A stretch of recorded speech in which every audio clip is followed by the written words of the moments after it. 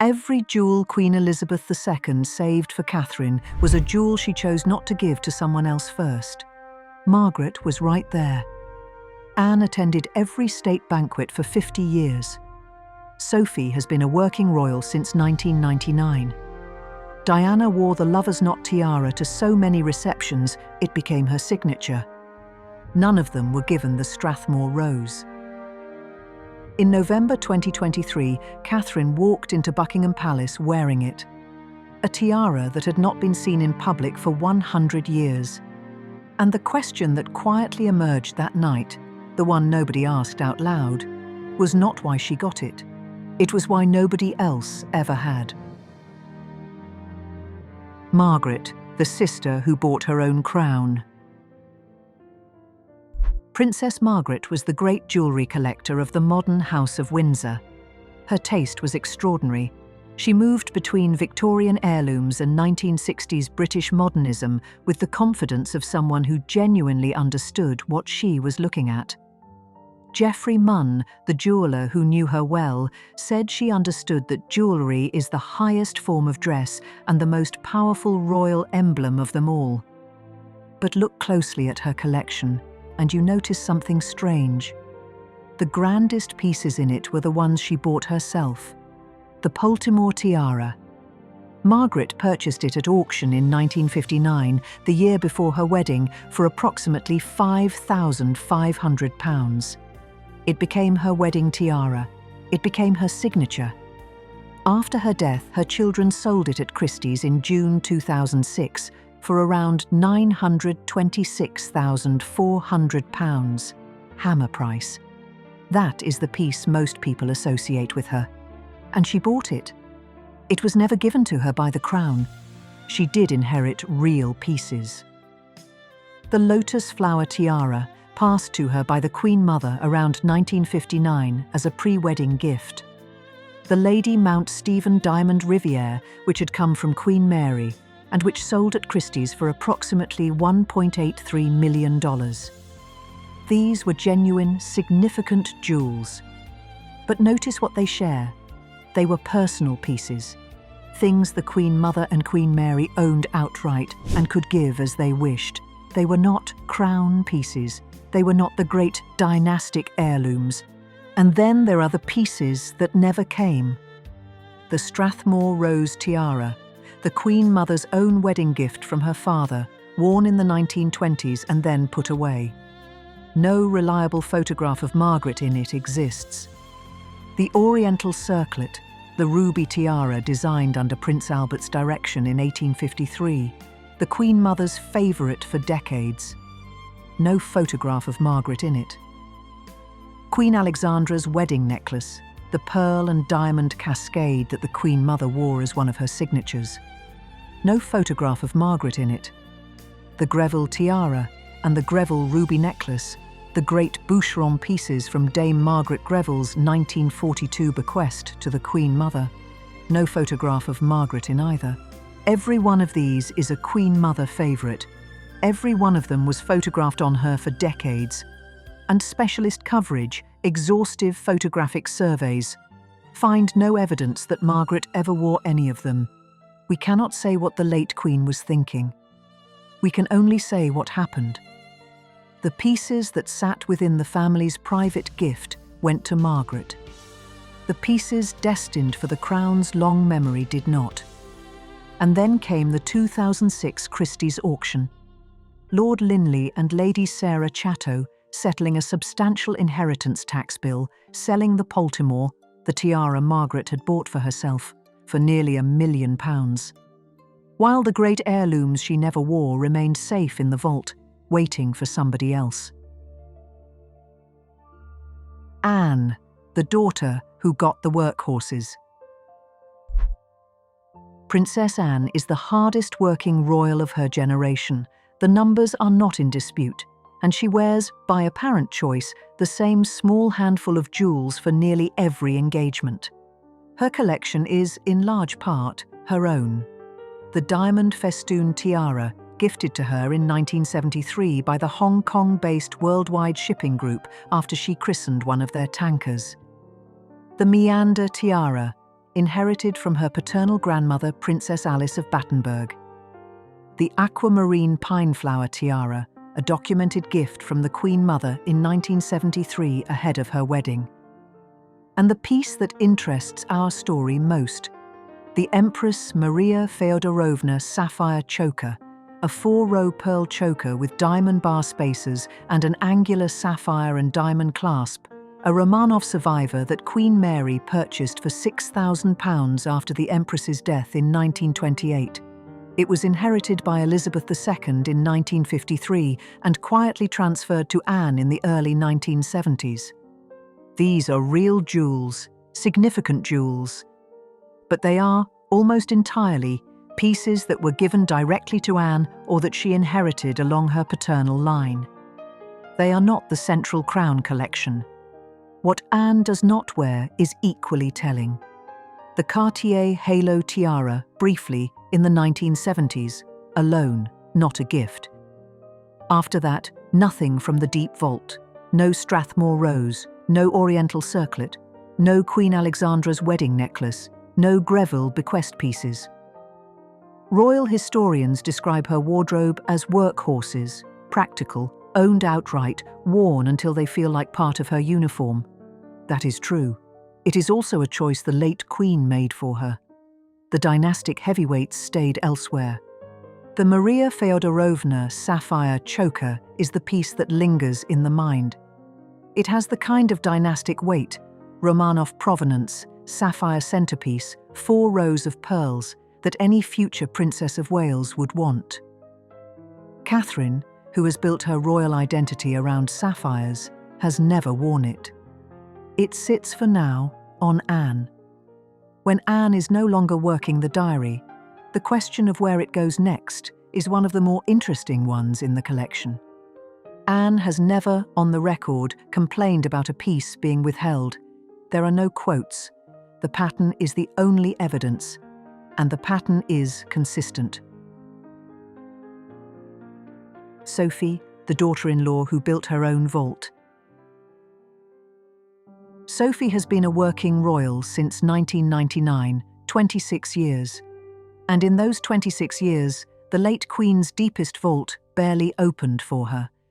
Her collection is largely her own construction. Her wedding tiara, the so-called Anthemion, thought to have been created from elements in the royal vault and given as a wedding gift, though its exact provenance has never been officially confirmed. The Wessex aquamarine necklace tiara debuted at Prince Albert II of Monaco's enthronement gala in 2005, created by G. Collins and Sons as a personal commission. Modern aquamarine pieces. A personalized diamond initial necklace carrying the letters E, L, and J for her children and husband. These are sentimental, personal, modern. They are not the great heirlooms. The loans she has had are real. The lotus flower tiara for a Japan state banquet under Charles III.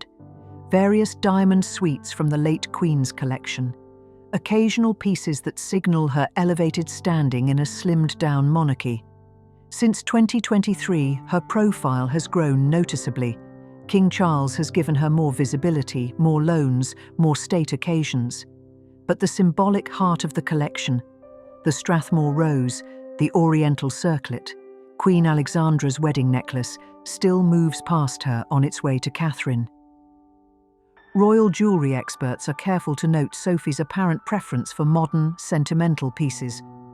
That may be entirely true, but she preferred it, and she was not given the option, produce identical photographs. We cannot tell them apart from the outside. Diana, the Princess of Wales, who held these jewels first. This is the most delicate chapter, because Diana is not really passed over. She wore many of these pieces heavily for 15 years. But what the record reveals is sharper than that. Diana held them first. She returned them. And the late Queen then waited 2 more decades to send them out again to a different daughter-in-law. Diana's jewels fall into 3 categories: personal property, the Saudi sapphire suite, the Collingwood pearl and diamond earrings, the sapphire engagement ring. These passed through her estate to William and Harry. Crown loans, the Cambridge Lover's Knot tiara, the Japanese pearl choker, Queen Mary's Art Deco emerald choker. These were the Queen's personal property from the start, loaned during the marriage and reverted to the vault upon divorce or death. The divorce settlement confirmed that Diana would keep jewellery she had received as Princess of Wales during her lifetime, but that certain pieces would return to the Crown. The Lover's Knot tiara. Commissioned by Queen Mary from Garrard in 1913, modelled on a Cambridge family tiara. Inherited by Elizabeth II in 1953, who wore it in the 1950s and then set it aside. Loaned to Diana in 1981 as a wedding gift, it became one of her 2 primary tiaras. After the 1996 divorce, it reverted to the Queen. Then it sat in the vault for 19 years. Catherine first wore it at the diplomatic reception in December 2015. A note on the headache story. It is widely reported, in mainstream outlets, in fashion coverage, that Diana found the tiara heavy and suffered from wearing it. That story cannot be traced to a primary quote from Diana herself. It should be treated as reported, not verified. The Art Deco emerald choker. Created from emeralds given to Queen Mary by the Ladies of India for the 1911 Delhi Durbar, redesigned as an Art Deco choker by Garrard in 1921. Loaned to Diana as a wedding gift in 1981.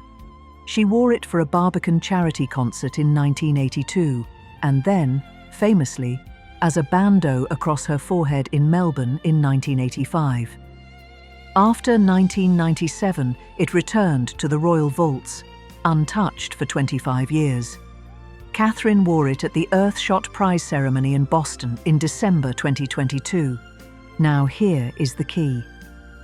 The late Queen did not redirect the Lover's Knot to Camilla, who became her daughter-in-law in 2005 and had every legitimate claim to it. She did not redirect it to Anne. She kept it in the vault for 19 years, and then she handed it to William's wife. The piece that defined the previous Princess of Wales went eventually to the next Princess of Wales. 2 decades of waiting to maintain a single line. Diana is not the woman who was passed over. Diana is the woman whose return to the vault made the passing over of Camilla, Anne, and Sophie possible. The Queen was preserving a position, not a person. Camilla, the Queen who chose not to choose. September 2022. Camilla becomes Queen Consort. As Queen, she has first claim on the personal jewellery collection of Elizabeth II. The full vault is, in principle, hers to wear. Her signature pieces are well established. The Greville tiara, the Boucheron honeycomb diadem from Dame Margaret Greville's 1942 bequest, loaned to her by the late Queen back in 2005, now her signature, worn at state banquets across 4 continents. The Belgian sapphire tiara, the Girls of Great Britain and Ireland tiara, worn for the German state banquet in 2025. The George IV state diadem for the state opening of Parliament. The coronation necklace in 2023. These are the pieces Camilla has made her own. And then there are the pieces she has not worn. The Cambridge Lover's Knot tiara. Camilla has never worn it, despite having access to it as Queen Consort. Catherine's regular use of it from 2015 onward suggests a deliberate division. The Oriental circlet, until December 2025, considered a Queen's-only piece, worn by Queen Victoria, the Queen Mother, and Elizabeth II.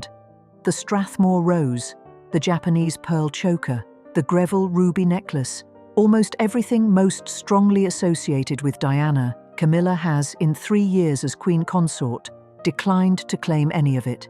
December 2025, the state banquet at Windsor Castle for the President of Germany. Camilla, the reigning Queen Consort, with primary right to the Oriental circlet, chooses the Girls of Great Britain and Ireland tiara. Catherine wears the Oriental circlet, a piece that, by every previous convention, belonged only to queens and Queen's Consort. Experts identify this as the first time the tiara has been worn by anyone outside that category, and link the decision explicitly to changing jewellery conventions under Camilla's custodianship. This is something new. Margaret, Anne, Sophie and Diana were passed over by Elizabeth. Now Camilla is doing the passing herself. The Queen Consort, who could wear anything, is choosing instead to step aside. There is no palace statement confirming this is deliberate. There is no court circular announcing the policy. There is only the photograph, repeated across state banquet after state banquet, of the Queen in something familiar, while Catherine wears the deep vault piece. Elizabeth II taught her successor how to refuse generously. The pattern continues. Margaret, who collected the finest jewels of her generation and bought most of them herself. Anne, who has worn the same small set of personal gifts for 50 years of public service. Sophie, who commissioned her own tiara because she did not expect to be lent one. Diana, who wore them brilliantly for 15 years and was quietly required to return them. And Camilla, who as reigning Queen Consort has chosen again and again to step aside. 5 women, 1 pattern, and 1 princess on the other end of every refusal. The quiet logic of refusals. Look back at what we have seen. Margaret bought her own crown. Anne wears her own gifts. Sophie commissioned her own tiara. Diana held the jewels for 15 years and then returned them. Camilla is choosing, even now, not to claim what is hers by right. All of this, across 70 years, flowed through one woman. Elizabeth II ran the lending program herself. Angela Kelly, as personal advisor and curator of jewellery, insignias and wardrobe, managed the practicalities. The Royal Collection Trust oversaw the institutional pieces, but the choices were the Queen's. A palace source quoted by royal reporter Katie Nicholl described Catherine as generally permitted to borrow whatever she desires, with Angela Kelly managing the process and the Queen's approval as the final word. There was no written rule book. There was only her discretion. The vault is not a museum. It is not a fashion archive. It is a long, quiet conversation between generations about who gets to carry what. Every loan is a sentence in that conversation. Every refusal is a sentence too. And the question that lingers now is not which jewel Catherine will wear next. It is the one she will, in her own turn, choose not to give. Because she has been watching this her whole royal life. She has been watching the woman who refused her sister, refused her daughter, refused her daughter-in-law, refused her successor. She will one day have to refuse someone too. The Strathmore Rose will need a new wearer. The Lover's Knot will need a new Princess of Wales. The Oriental Circlet will need its next queen. The women who were passed over, Margaret, Anne, Sophie, Diana, even Camilla, are not the absence in the photograph. They are the reason it has the meaning it does. Every empty space in the archive is a choice someone made.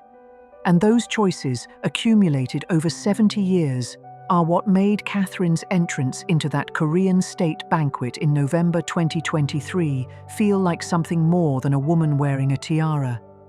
It felt like the end of a very long sentence.